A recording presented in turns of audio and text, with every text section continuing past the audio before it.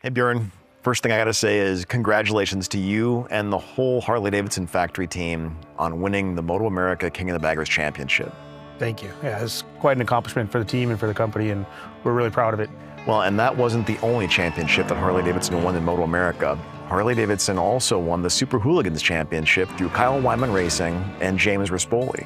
Yeah, just exciting racing all year, and exciting racing, dominated by Harley Davidson Pan Americas, winning all 10 races. Wound up sweeping 7 podiums completely, and never worse than a 1-2. Wow, that is something else. And when you think about when the Revolution Max platform debuted in 2021 as an adventure bike and a cruiser, who would have thought that it would also make a great road racer? Yeah, it is hard to believe. I think people would not necessarily equate a adventure touring bike to a race bike, but I don't think people equate baggers to race bike at the beginning either, and they do now. Yeah, right. And we know we started off with the Pan America 1250 Special as an award-winning adventure touring motorcycle. It does a lot of things well.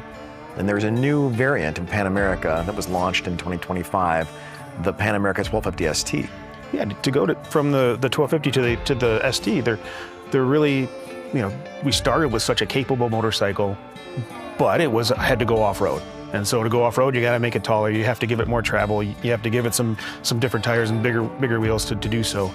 But in the end, it doesn't take much to go back to the road and really accentuate what that is. And putting on, 17-inch wheels and some sporty tires and bringing the suspension down a little bit, still giving it plenty of travel for comfort, but bringing it down to make the bike more composed, tighten it up a little bit, really makes for a street weapon that you can tour on as well. It really does, yeah. And you think about, they are tall motorcycles. Adaptive ride height helps fit more people because it brings that suspension down when you come to a stop.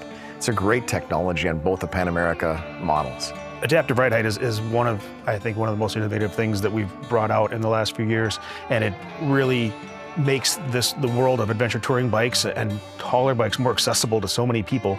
Well, let's talk about the Sportster S. So here you have a different end of the spectrum. That's not a tall motorcycle. This is a slammed, really aggressive custom motorcycle, and uses a different variant of the Revolution Max powertrain. It's the 1250T.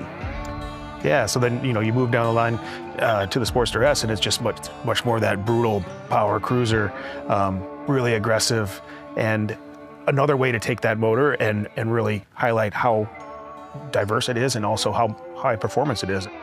That's the Sportster S, and then we have the Nightster and the Nightster Special, and that has a 975cc version of the Revolution Max, but has its own character.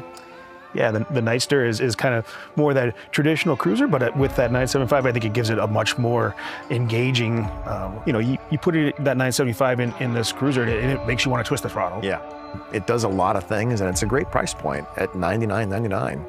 Yeah, it's hard to think that you can get all of what that bike contains for that price. Yeah, for less than $10,000, it provides a lot of performance. Absolutely. Well, Bjorn, thanks for coming. Congratulations again on your championship and a great racing season. And we know that you got a lot of work to do in the off season. We know you'll be back there defending that #1 plate. We absolutely will. We're not done yet. All right.